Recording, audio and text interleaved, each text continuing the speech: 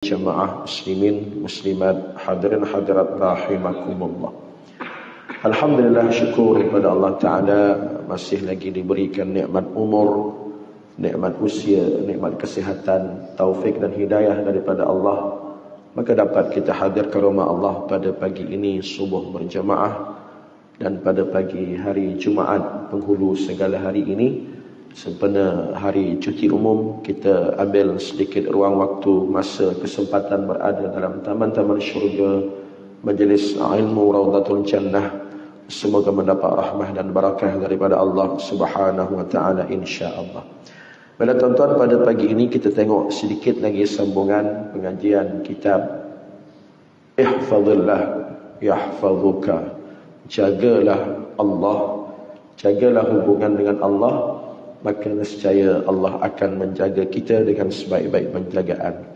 Tuan-tuan ada buku, boleh buka muka surat 68. Muka surat 68, sambungan apa yang kita baca pada minggu lepas, iaitu bagaimana Allah Subhanahu Wa Taala dalam satu ayat Al-Quran menceritakan tentang cara berhujjah, kisah Nabi Ibrahim alaihi salam dengan seorang raja yang sombong, yang bongkak, diberikan namanya Namrus.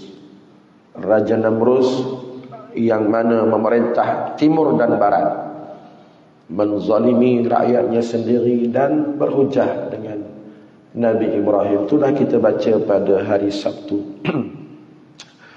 Namrud sampai peringkat mengaku Tuhan. Ini lebih kurang Fir'aun lah, mengaku Tuhan, mengatakan dialah menghidupkan dan mematikan. Dan lalu dia berhujah dengan Nabi Ibrahim. Nabi Ibrahim kata, Tuhanku menerbitkan matahari sebelah timur, maka dahmu ni rasa hebat sangat, terbitkanlah matahari sebelah barat. Maka Allah menceritakan kisah ini. Lalu Allah membuat kesimpulan, fabuhital ladzi kafar.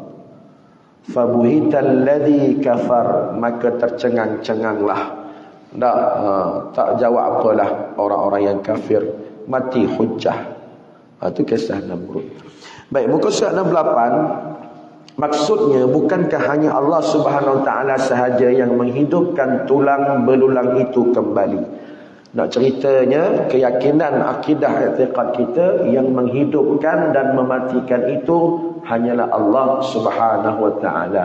Tadi lepas pada solat subuh kita wirid sampai 10 kali sunnah Nabi sallallahu alaihi wasallam. Selepas subuh, selepas maghrib kita baca sampai 10 kali la ilaha illallah wahdahu la syarikalah lahul mulku wa lahul hamdu yuhyi wa yumit, menghidupkan dan mematikan.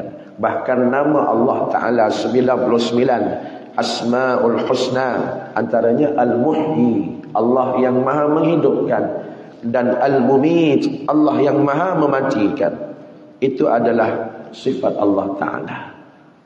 Jadi Namrud ni dia rasa hebat, sampai dia kata, nah, tengok dua orang tu, seorang aku hukum mati, matilah. Seorang aku biarkan hidup, aku pun Tuhan. Cara berhujah dia tak rasa hebat sangat. Baik, ayat seterusnya, ayat Quran. Allah Subhanahu Wa Taala berfirman. Ayat ni tuan-tuan selalulah baca. Malam tadi pun malam Jumaat. Biasa kita baca apa malam Jumaat? Surah Yasin. Daripada kecil sampai ke tua, sampai ke mati baca Yasin. Tapi sayang, rugi kalau tak faham. Maka nak kena faham. Biarlah baca silakan, teruskan baca surah Yasin. Tapi baca dengan kefahaman, dengan penghayatan. A'udzubillahi minasyaitonir rajim. Wa daraba lana mathalan wa nasiya khalqah. Qala man yuhyil 'idhama wa hiya ramim. Qul yuhyiha alladhi ansha'aha awwala marrah wa huwa bikulli khalqin alim. Dan ia membuat perumpamaan bagi kami. Tengok. Dan ia tu siapa? Seorang lelaki yang kafir, musyrik pada zaman Nabi sallallahu alaihi wasallam, yang sebahagian ulama dalam kitab-kitab tafsir menamakan ia sebagai Al-Asi bin Wa'il. Satu pandangan lagi mengatakan Beliau merupakan lelaki kafir musyrik yang bernama Ubay bin Khalaf. Dia dua beradik dah, Umayyah bin Khalaf. Lagi seorang lelaki ini ialah Ubay bin Khalaf, musyrikin Mekah, orang gedebel kat Mekah dulu. Orang gedebel ni something belagak sombong lawan Nabi sallallahu alaihi wasallam. Jadi cerita lelaki ini walaupun tak disebut nama, dalam kitab tafsir menyebut namanya Ubay bin Khalaf. Allah rakamkan dalam surah Yasin yang selalu kita baca, wa daraba lana wa masalan wa nasiya khalqah, ada perumpamaan bagi kami. Dan Allah Ta'ala, belum masuk lagi ni. Allah Ta'ala membuat perumpamaan dengan seorang lelaki. Lelaki itu siapa dia? Wa nasiya khalqah, lelaki yang lupa diri. Wa nasiya, nasiya daripada perkataan manusia. Kita lah tak. Manusia ni lupa. Manusia tu bahasa Arab dia kata manusia, sesuatu yang lupa, sesuatu yang sentiasa lupa, lalai leka. Hak ni lupa dirinya, bukan calang-calang lupa diri, sampai Allah letakkan dalam Quran menceritakan tentang kejahatan dia, menceritakan tentang kesombongan dia. Wa nasiya khalqah, dia lupa penciptaan dia lupa diri dia. Tak. Maka dia pun berhujah. Ni masih lagi cerita tentang berhujah. Sebelum ni, ayat sebelum ni yang kita baca pada bulan lepas, Nabi Ibrahim berhujah dengan Namrud. Yang ni pun hujah juga. Punya belagaknya siapa tadi, Ubay bin Khalaf, dia berhujah dengan Muhammad, Nabi kita Muhammad sallallahu alaihi wasallam. Marah pada Nabi, manalah Muhammad ni, apalah Muhammad dia bawa ajaran agama baru pula, ajaran yang nak meninggalkan amalan sembah berhala, ajaran nak bawa orang kepada agama yang meninggalkan amalan nenek moyang sembah-sembah berhala ni. Agama apa benda ni Muhammad? Kononnya lepas pada hidup mati, kononnya lepas mati ada hidup. Dia tak percaya adanya hidup selepas mati. Tak percaya kepada adanya alam akhirat, alam mahsyar, alam kebangkitan. Ayat imam kita baca tadi surah Sajadah. Wa qalu a idza dalalna fil ardi a inna la fi khalqin jadid. Mereka berkata, mereka tu ramai, bukan dia seorang. Sebab tu Allah kata wa qalu. Allah tak kata wa qala. Kalau wa qala seorang. Cuma seorang ni contoh lah. Contoh binatang ni seorang. Lain pada dia ramai lagi. Sebab tu waqalu, ramai berkata, mereka yang berkata, umat-umat terdahulu mengatakan, musyrikin mengatakan, aiza balalna, bila dah mati habis tamat riwayat, aiza balalna inna lafi khalqin jadid, nasabahkah kita dalam penciptaan yang baru. Wa qalu wa idza dalalna fil ardi inna la fi khalqin jadid. Oh, hidup lagi ke? Ada alam lain ke? Dah mati ya. Jadi tanah debu hancur, selesai settle. No, bukan macam tu. Itu kepercayaan kamu, kepercayaan kita. Allah ajar kepada kita, Nabi menyebarkan agama dakwah Islam ini. Faham hakikat agama Islam mengajar kepada kita jaga-jaga, lepas mati hidup di alam barzah. Lepas alam barzah alam mahsyar. Lepas alam mahsyar menghadap Allah Ta'ala sama ada syurga ke neraka. Syurga insya-Allah amin, neraka na'udzubillah. Jadi dia ni lawan Nabi, hujah dia sampai dia lupa diri. Qala man yuhyil 'idhama wa hiya ramim. Lalu dia lupa kepada kejadiannya, lalu dia berkata, siapakah yang dapat menghidupkan tulang belulang yang telah hancur luluh? Man yuhyil 'idham. Nah, di dalam kitab tafsir sebut cerita tadi bawah ni pun ada, ni tak ada ke bawah ni? Tak ada. Dia tak cerita bawah ni. Kalau kita tafsir ada sebut, Ubay bin Khalaf dia cari tulang-tulang binatang, tulang-tulang kambing ke, tulang-tulang unta ke apa ke, dia cari, maka dia hancurkannya, maka diterbangkan ke udara di hadapan Nabi sallallahu alaihi wasallam. Dan kata, wahai Muhammad, may yuhyil 'idham, siapakah yang menghidupkan ni tulang yang dah hancur ni? Selesai dah, habis kat situ. Hidup lagi ke tulang ni? Wahiya ramim, dalam keadaan dia hancur lebur. Ni Allah ceritakan sebagaimana Allah ceritakan dalam surah Al-Baqarah, Namrud berhujah dengan Nabi Ibrahim. Yang ni ceritanya Ubay bin Khalaf, seorang lelaki musyrik, berhujah dengan Nabi sallallahu alaihi wasallam. Dia rasa hebat sangat hujah dia dah. Oh, mesti Muhammad tak boleh jawab. Dah ni sudah Muhammad nak jawab apa ni? Dia tengok buah tulang hancur ni tak ada lah. Tak, tercengang-cengang lah Muhammad nanti. Tu dalam kitab tafsir sebut ini cara bertanya dalam keadaan mengejek. Tanya betul lah dia tanya, mayyuhil azam, siapa boleh menghidupkan tulang belulang ini yang hancur ini? Tak, dalam keadaan bertanya pada masa sama ada ejekan kat situ, nak ngejek.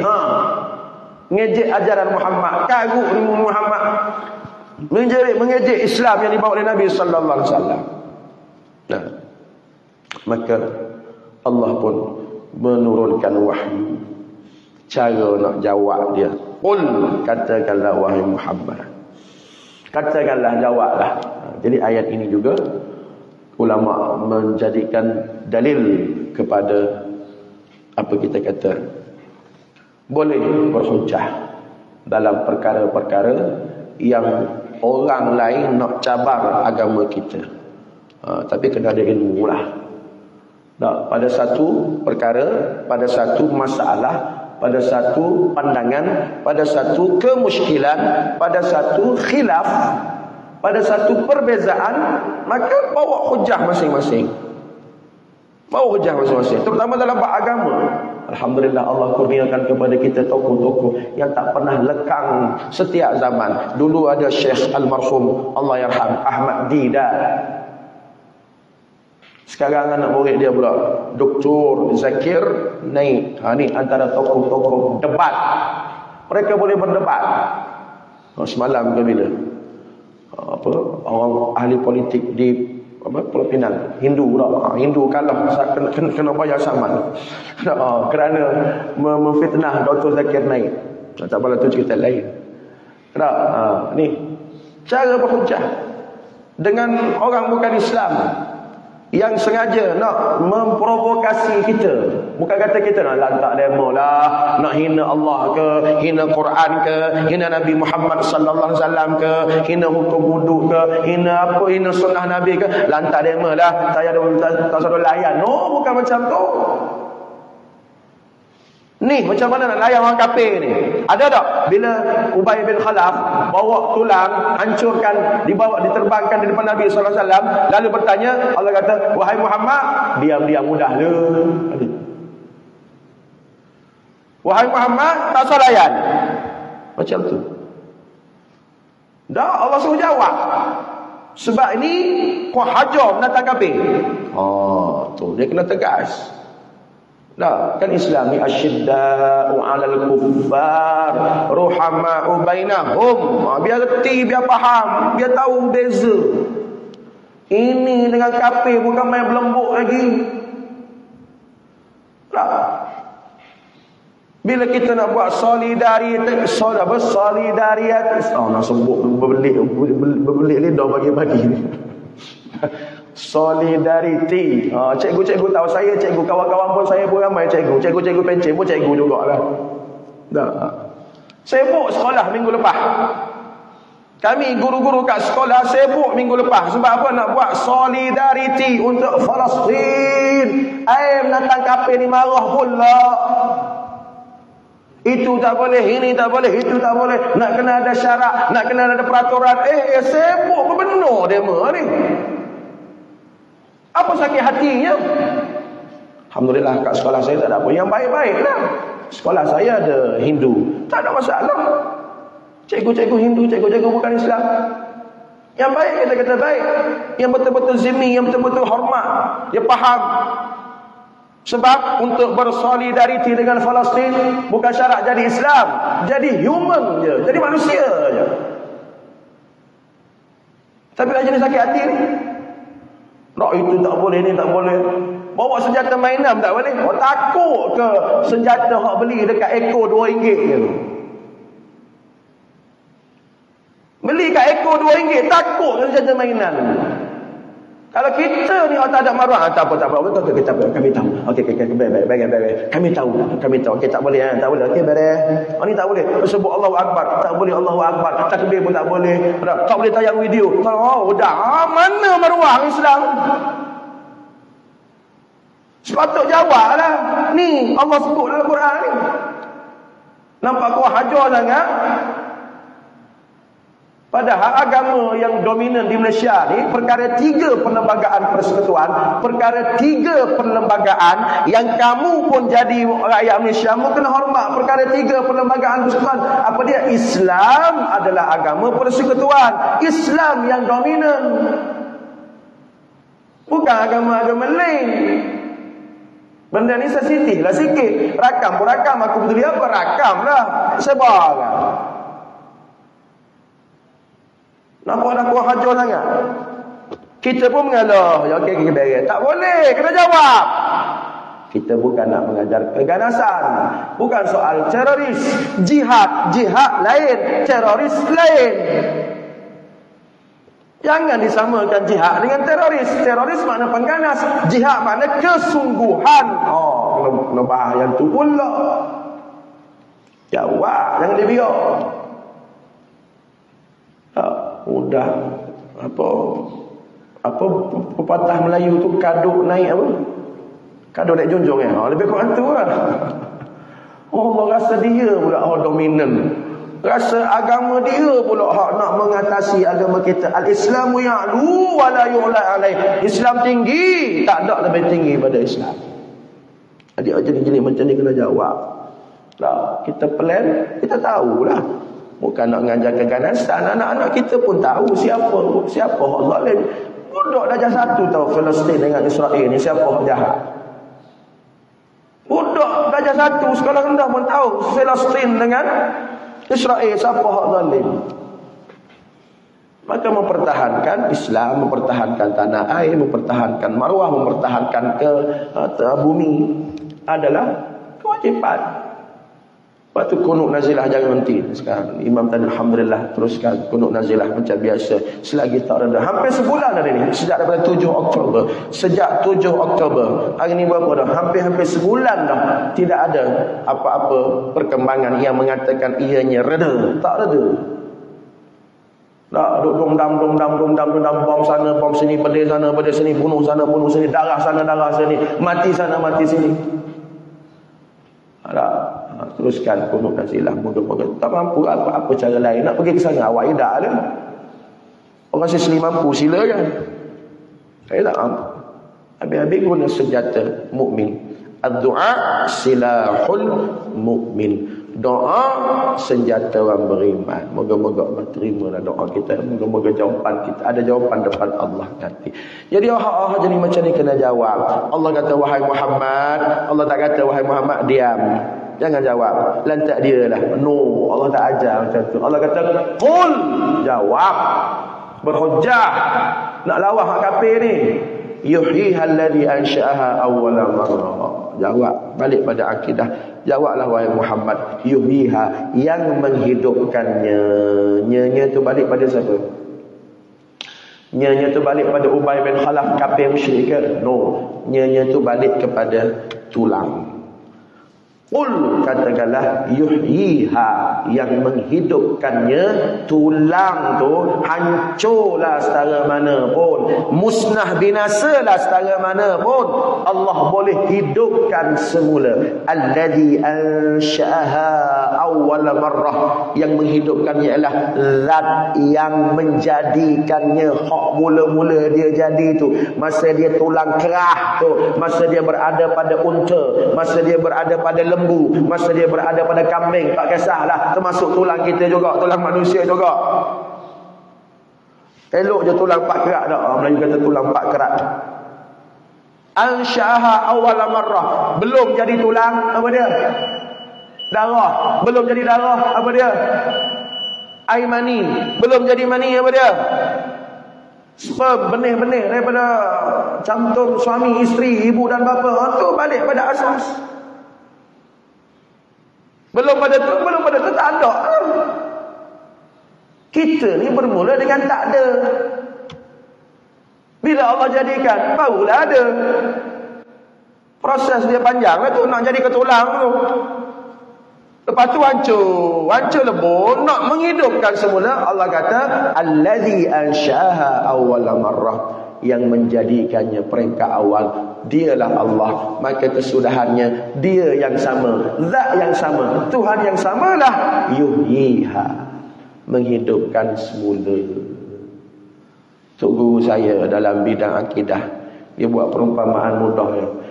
Sekiranya daripada ada, dia kata Tok guru nak bagi faham, kalaulah benda tu daripada tak ada kepada ada, mudah.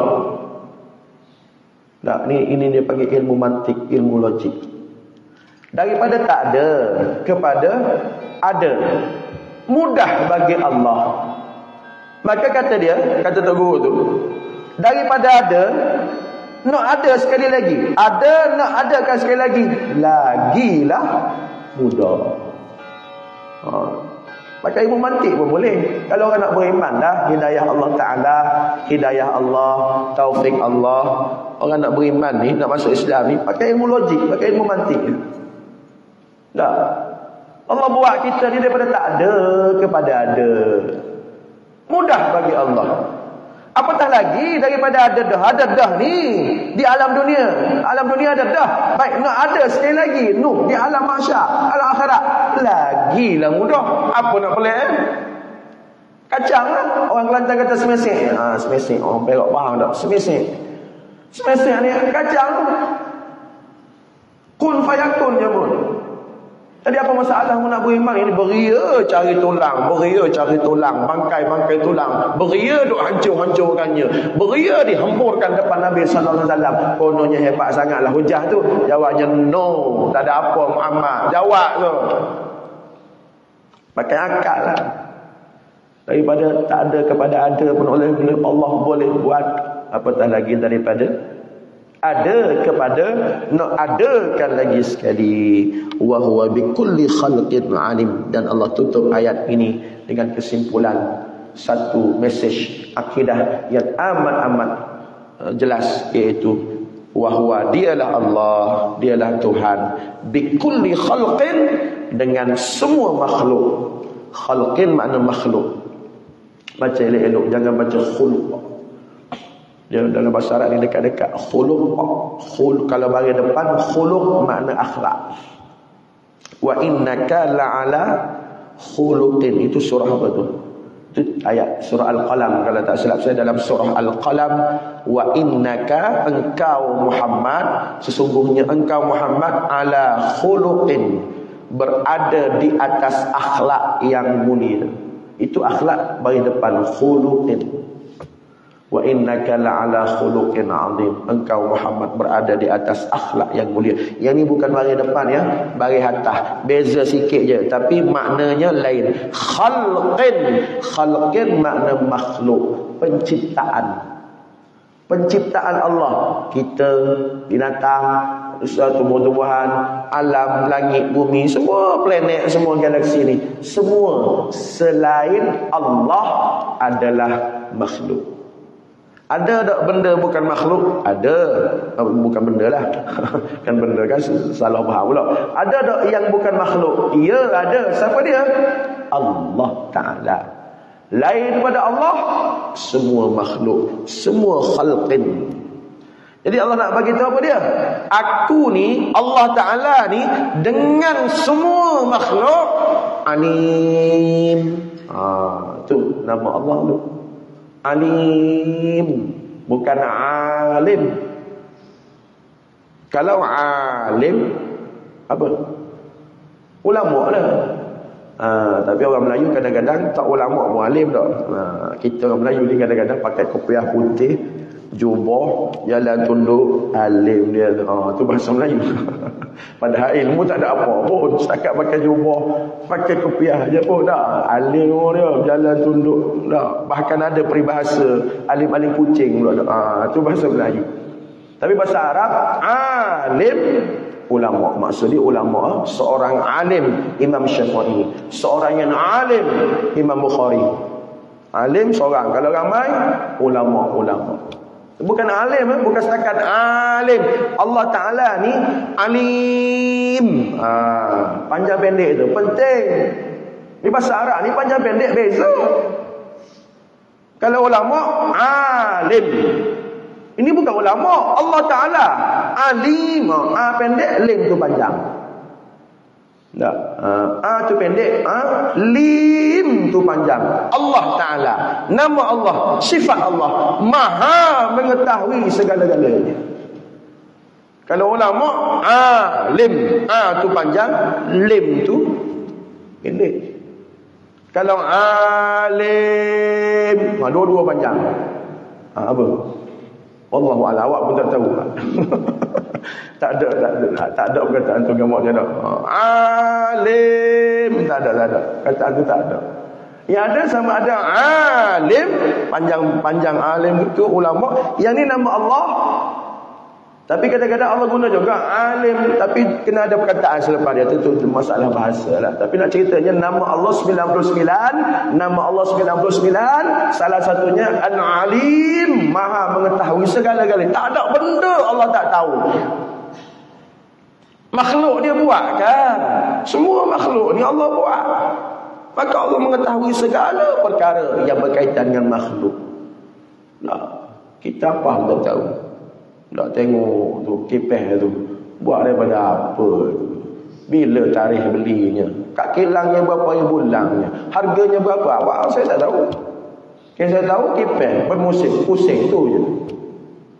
Saya tak tahu bila belinya, berapa harganya, kena tanya JK Masjid tu.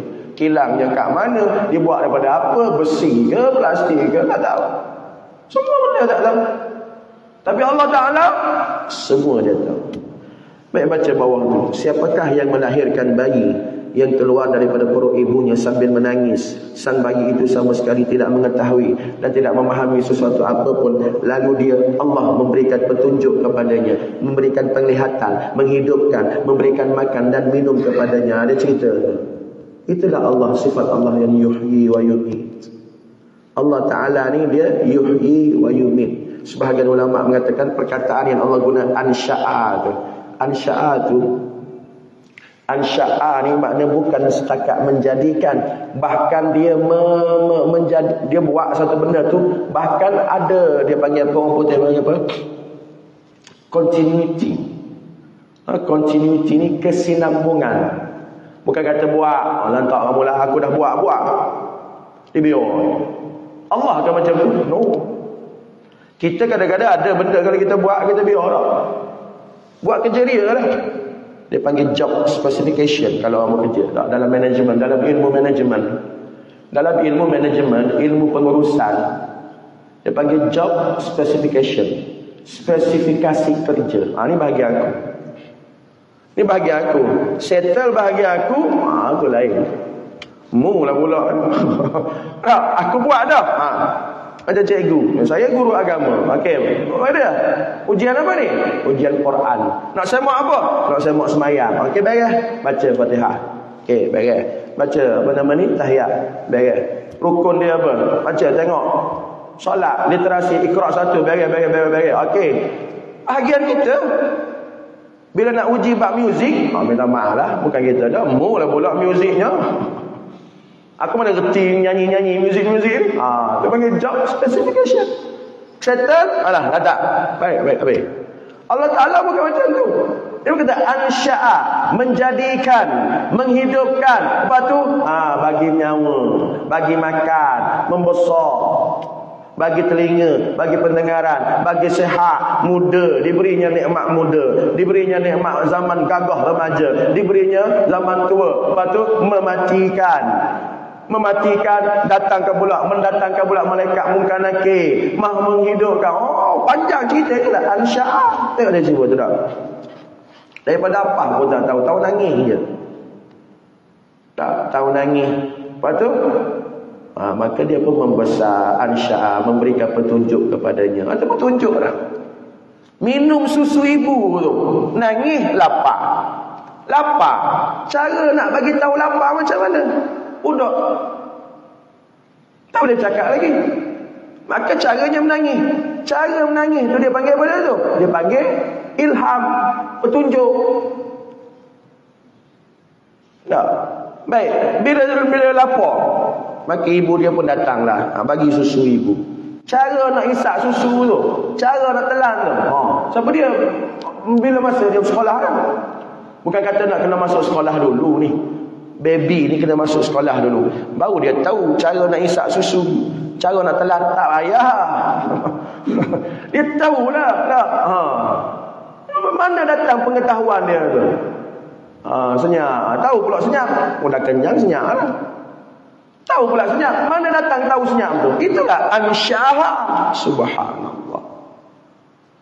Daripada perut mak lagi sampai ke hidup kita, sampai ke tua, sampai ke mati.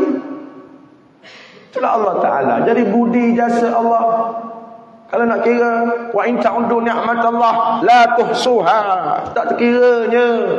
Sebab tu kalau kita 24 jam solat, katakanlah kita 24 jam solat, tak mungkin pun berapa minit pun solat. Darab 5, habis-habis 10 minit, habis-habis 10 minit tu pun tak sampai. Darab 5 sehari, 5 waktu, 50 minit daripada 24 jam. Berapa persen je? 50 minit daripada 24 jam. Itulah waktu kita solat. Baik, katakanlah, bayangkan 24 jam solat, masih lagi tidak mampu membayar. Kalau nak banding lah, Allah tak minta bayar pun, tapi nak banding. Kalau dia 24 jam semayang, nak banding dengan nikmat sebiji mata pun jauh. Nak banding dengan nikmat setitik susu hak kita hisap, minum zaman kita baby dulu. Subhanallah. Itulah Allah ansyaha. Mana dia bagi contoh tu tak? Budak-budak keluar perut mak menangis, dia tak tahu apa pun. Lalu Allah memberikan petunjuk kepadanya, memberikan penglihatan, mata jadi terang matanya, menghidupkan, memberi makan, minum kepadanya. Siapakah yang mengajari lebah? Contoh lain pula, dia bagi contoh lebah pula. Wallahu alam kenapa dia bagi contoh lebah. Tapi kalau ikut apa yang saya fikir, kerana dalam Quran ada surah lebah, surah An-Nahl.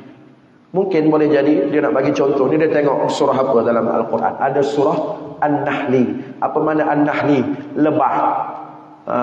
Antara makanan terbaik ialah madu. Antara makanan sunnah. Maknanya makanan sunnah ni kadang-kadang orang klaim makanan sunnah. Aiskrim pun makanan sunnah. Pening aku bila masa mulut Nabi makan aiskrim. Tapi itulah dia orang nak berniaga tak? Makanan sunnah antaranya ni confirm makanan sunnah madu. Ada dalam Quran surah An-Nahli. An-Nahli makna lebah. Lebah menghasilkan apa? Madu. Ni madu lebah tak ada masalah dah, muslimat tak ada masalah. Madu lebah, madu lain yang masalah. Tak, jadi dia bagi contoh lebah. Siapakah yang mengajari lebah untuk membuat rumahnya dengan sedemikian rupa tinggi tu? Saudara saya dekat Selatan Tai, saya ramai lagi arwah ayah orang sana, orang Selatan Tai, tahun lepas jatuh, innalillah, habis meninggal kerana nak panjat pokok, nak ambil madu lebah, jatuh habis kat situ. Tu tinggi. Madu lebah lagi satu madu apa? Alah, madu kelulu. Lebah kelulu. Tak. Cuba fikir, macam mana dia boleh hidup tinggi, tempat-tempat pokok-pokok macam tu, kalau bukan daripada Allah Ta'ala yang mentakdirkan benda tu, yang menjadikan ansyaha. Lalu siapa yang memberikan rezeki kepadanya dan menunjukinya? Ketika tiba dan menjelajahi tanah tandus, juran dan gunung-gunung tinggi menjulang, dia boleh terbang. Terbang tu macam mana dia boleh terbang? Hebat sangat ke sayap dia tu, ataupun hebat sangat ke kepak dia tu, hebat sangat ke kekuatan dia tu, ataupun yang hebatnya ialah pencipta lebah tu. Sudah tentulah yang hebatnya pencipta lebah. Dia boleh terbang dah. Dan siapakah yang mengajari ular? Tengok pula duduk bawah pula. Tengok cara dia nak bagi kita mikir. Mu tengok kat atas, lebah kat pokok-pokok yang tinggi. Mu tengok pula duduk bawah pula, ular yang menyusur. Tak, untuk mengembara dan berpindah mana? Ular untuk mengembara dan berpindah-pindah. Dia boleh pindah daripada lubang sarang dia. Dia boleh pindah dalam hutan. Dia boleh pindah di atas pokok. Dia boleh pindah masuk rumah ada. Masuk rumah ada. Tak, ular. Jadi mana mikir? Ular, apa nama ni? Ular ni dalam Quran ada cerita ular. Ada. Itu cerita mukjizat Nabi. Mukjizat Nabi lah. Nabi Musa alaihissalam dah dicampaknya tongkat tu menjadi hayyah, dalam bahasa Arab hayyatun ular. Apa nama tu? Apa ya tu? Hayyatun tas'a. Kan? Hayyatun tas'a, ular yang hidup daripada tongkat dicampak menjadi ular. Itu zaman Nabi Musa alaihissalam menggambarkan mukjizat. Orang-orang hok bersama dengan Firaun tu tengok terkejut. Tak, sebab Firaun hebat dengan sihir. Menteri-menteri dia zaman tu hebat dengan ilmu sihir, magic. Rupa-rupanya Nabi Musa lagi hebat. Campak jauh tongkat bertukar menjadi ular. Itu cerita ular dalam Al-Quran. Jadi dia kata mari memikir ular untuk mengembara dan berpindah-pindah. Siapa pula yang mengajari belalang dan semut. Belalang dan semut. Tengok pada belalang. Belalang ni jangan tahu makan je dah. Ada orang pernah makan belalang. Pernah makan belalang. Halal rugi tak makan benda halal. Tak belalang goreng ni tak. Belalang makan, saya pernah makan. Dekat Thailand tu kadang-kadang orang kampung kan, orang yang di bendang padi. Hidup dia dekat bendang padi. Banyaklah belalang yang tangkapnya. Belalang halal. Boleh makan belalang. Dan semut pula. Tak, semut ni dalam Quran pun ada surah An-Namli. Yang tadi lebah An-Nahli. Yang ni semut An-Namli surah semut. Cerita semut apa dia? Pada zaman kerajaan Nabi Sulaiman. Nabi Sulaiman yang raja, dah dia memerintah. Dan apa nama ni, bukan setakat manusia, jin pun rakyat dia. Bukan setakat jin, semut pun rakyat dia. Dia boleh bersembah dengan semut. Tak, ketua semut. Jangan kata orang je ada tok sidang. Semut pun ada tok sidang ni. Tok sidang semut kata tepi. Orang kata tok sidang. Tok sidang apa tu? Tok sidang semut. Semut ni banyak kan. Adalah tok sidang dia tu. Tepi. Nabi Sulaiman nak lari. Jangan sampai Nabi Sulaiman pijak kamu. Tu tok sidang. Dia jaga rakyat dia. Ni tok sidang tak jaga rakyat, malu kat semut. Tok sidang tak jaga rakyat, malu kat semut. Semut pun tahu jaga rakyat dia dah. Bos dia dah. Tepi. Jangan sampai la yahtimannakum. Jangan sampai Nabi Sulaiman pijak kamu. Allah menceritakan dalam Al-Quran. Mari mikir semut tu. Macam mana? Dia duduk merayap masuk ke rumah kita. Dah masuk dalam balang gula, masuk lagi. Dalam balang gula masuk lagi semut dah. Jadi dia suruh mari kita mikir siapa yang menghidupkannya, siapa yang mengajarnya supaya tetap berlindung di sarangnya. Sesungguhnya yang mengatur semua itu adalah Zat yang maha menghidupkan segala sesuatu. Apabila kita amat-amat merasakan Allah itulah yang yuhyi, yang bersifat al-muhyi, maka hati kita hidup. Ini kata ulama tasawuf lah. Nak hati kita sentiasa hidup, rasalah Allah maha hidup. Maka Allah hidup di hati. Orang yang hatinya mati, tak ada Allah di hati dia, dia tak fikir siapa yang menghidupkan dia, siapa yang al-munsyid. Al-munsyid daripada perkataan ansya' tadilah. Allah bukan setakat bagi hidup, Allah jaga. Ya, Allah ni hidup. Dalam ayat sama, surah sama tadi, ada juga tak apa nama ni? Apa innas sam'a wal basara. Apa ayat tu? Sam'a wal basara, pendengaran, penglihatan, wal fuad mana apa? Hati. Itu nikmat daripada Allah Ta'ala. Tak, nikmat daripada Allah Ta'ala. Allah bagi pendengaran, boleh mendengar elok je, boleh melihat elok je, hati kamu, akal kamu boleh berfikir. Itu semua adalah nikmat daripada Allah Ta'ala dan Allah akan tanya. Baik, seorang penyair menuturkan. Baik, sebagai penutup saya nak berhentilah. Cukuplah kita baca satu muka surat. Dan sebagai penutupnya kita baca syair seorang, dia tak sebut nama ni, siapakah penyairnya. Tanyakan kepada doktor yang ditimpa kecelakaan. Dia suruh bagi mikir. Tanya kepada doktor yang ditimpa kecelakaan. Kecelakaan tu sakit lah. Sakit-sakit. Bukan celaka kapi, celaka. Tak, bukan. Dia bahasa Indon macam tu kadang-kadang. Tak. Apa nama ni? Kita panggil kemalangan.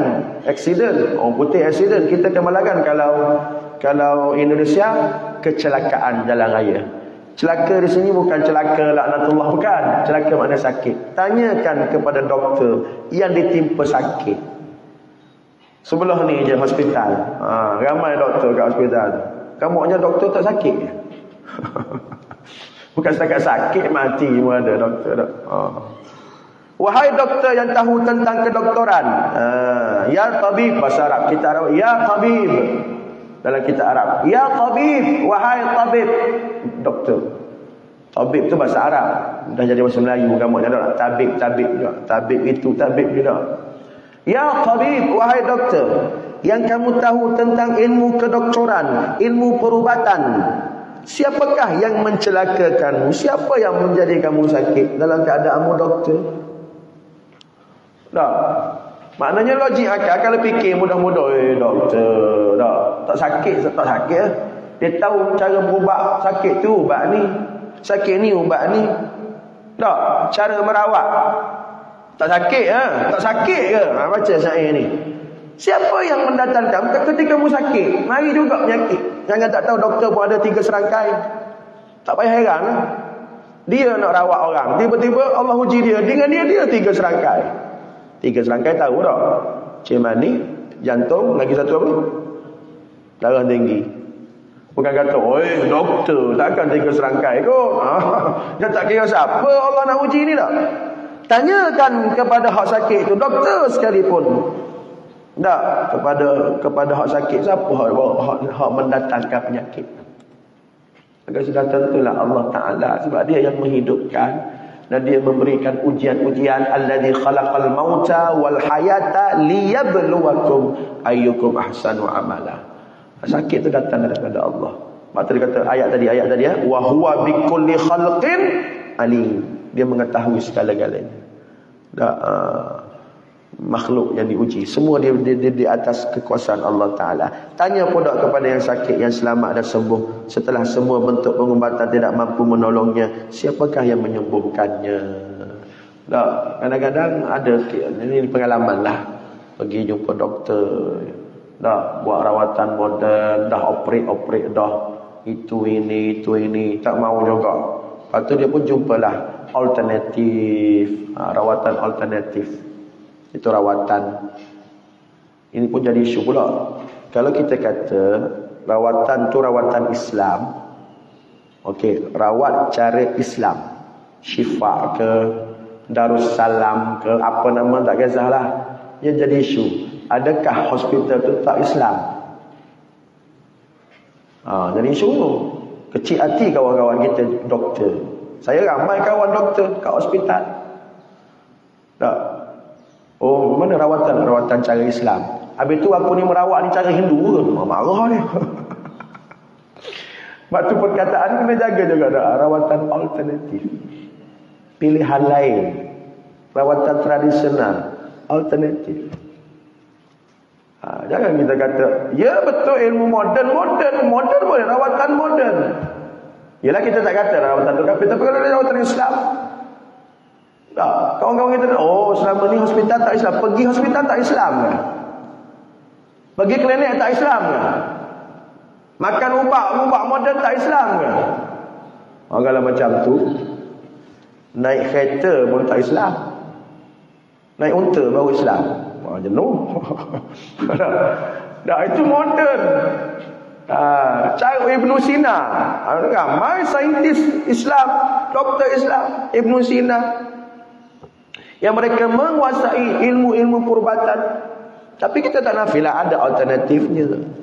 Orang kata rawatan Islam. Tapi ingat, yalah nak guna nama rawatan Islam, gunalah rawatan Islam. Tapi jangan sampai apa kita kata, blame, menyalahkan. Ada seorang ustaz, tak nak sebut nama lah. Malu kita. Ustaz cakap macam tu. Ubat ni Yahudi. Nak makan sama. Itu fitnah kepada doktor-doktor kita. Tu. Doktor kita ramai yang Islamik, tapi dia tak ada dalam klaim hospital Islam Teluk Intan, tak ada lah. Tapi itulah bila sakit berubat. Tu. Cuma adalah alternatifnya cara tradisional, cara ru'yah. Ru'yah boleh guna. Cara ru'yah. Tu dia. Jangan duk cakap seolah-olah hak lain pada tu mudah. Ubat ni Yahudi semua letih macam tu. Jadi siapakah yang menyembuhkannya? Yang menyembuhkannya Allah Ta'ala. Pergilah cara apapun, cara moden, cara ru'yah, cara tradisional. Yalah, itu namanya ikhtiar, itu namanya usaha. Tetapi hakikatnya ialah yang menyembuhkannya Allah Ta'ala apabila Allah berkehendak. Kalau Allah tak berkehendak, tak sembuh kau. Sebab tu insya Allah tu sentiasa kita ikat. Kita ikat dengan insya Allah. Sekiranya Allah berkehendak. Kerana semua di tangan di dalam kekuasaan Allah Ta'ala. Wa huwa bi kulli khalqin alim. Allah tahu. Khalqin makna makhluk. Termasuk makhluk tu yang namanya penyakit. Semua makhluk Allah tahu. Semua kekuasaan Allah. Termasuk penyakit, termasuk virus, termasuk bakteria, termasuk kuman, termasuk apa-apa sahaja benda-benda mudarat di bawah ilmu Allah. Alim, Allah mengetahui. Dan Allah, jika Allah berkehendak, Allah menyembuhkannya. Wallahu a'lam. Cukuplah setakat tu tuan-tuan. Bawah tu pula cerita lain lah tu. Tentu kita sambung pada hari Sabtu minggu keempat. Kuliah Maghrib, insya-Allah. Wallahu a'lam. Moga-moga apa kita baca, kita faham dan kita amalkan dan mengukuhkan lagi akidah kita, memantapkan lagi iman kita bahwasanya Allah Maha berkuasa, Allah menghidupkan dan mematikan, dan kita kebergantungan pada Allah amat tinggi. Kepada Allah kita berserah. Wallahu a'lam. Cukup setakat tu. Aku qauli hadza, astaghfirullahal azim li wa lakum. Assalamualaikum warahmatullahi wabarakatuh. Bismillahirrahmanirrahim. Alhamdulillah. Salatu wassalamu ala Rasulillah wa ala alihi wa ashabihi man wala. Allahumma ij'al jam'ana hadha jam'an marhuma wa tafruqana min ba'dihi tafruqan ma'suma. Allahumma ij'alna minal ladzina yastami'una al-qawla fayattabi'una ahsanah. Rabbana atina min ladunka rahmatan wa hayyi' lana min amrina rashada. Allahumma ansuril Islam wal muslimin. Allahumma a'izzal Islam wal muslimin. اللهم انصر إخواننا المجاهدين في فلسطين وفي غزة وفي كل مكان وفي مشارق الأرض ومغاربها. ربنا آتنا في الدنيا حسنة في الآخرة حسنة وقنا عذاب النار. صلى الله على محمد وعلى آل محمد والحمد لله رب العالمين. Kita tutup majlis tasbih kafarah suratul Asr.